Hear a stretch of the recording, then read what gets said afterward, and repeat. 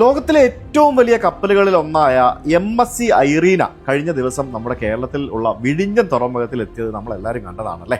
വലിയ കപ്പലുകൾ അടുക്കാൻ സാധിക്കുന്ന ഒരു ട്രാൻസ്ഷിപ്മെന്റ് പോർട്ടാണ് നമ്മുടെ സ്വന്തം കൊച്ചു കേരളത്തിലെ ഈ വിഴിഞ്ഞത്തുള്ളത്.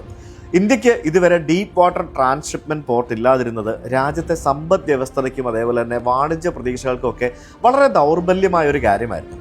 ഇതിന്റെ പശ്ചാത്തലത്തിൽ ഇന്ത്യൻ ചരക്കുകളുടെ ഏകദേശം 75% വരുന്ന സാധനങ്ങൾ സിംഗപ്പൂര്, കൊളംബോ, ദുബായ് തുടങ്ങിയ വിദേശ തുറമുഖങ്ങളിലൂടെയാണ് ട്രാൻസ്ഷിപ്മെന്റ് ചെയ്തുകൊണ്ടിരുന്നത്. അദാനി വിഴിഞ്ഞം തുറമുഖം വന്നതോടുകൂടി ഇന്ത്യയുടെ കടൽ വാണിജ്യം വർദ്ധിക്കുകയും വിദേശ ട്രാൻസ്ഷിപ്മെന്റ് ഹബ്ബുകളെ ആശ്രയിക്കേണ്ടതിന്റെ ആവശ്യകത കുറയുകയും ചെയ്തു. 750-ലധികം വരുന്ന ആളുകൾക്കുള്ള ജോലി സാധ്യതയാണ് ഇപ്പോൾ ഇവിടെ ഉണ്ടായിരിക്കുന്നത്.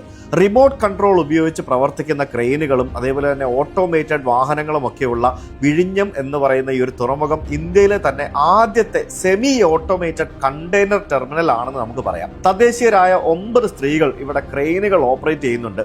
ഇന്ത്യയിൽ തന്നെ ആദ്യമായിട്ടാണ് സ്ത്രീകൾ ഈ മേഖലയിൽ ജോലി ചെയ്യുന്നത്.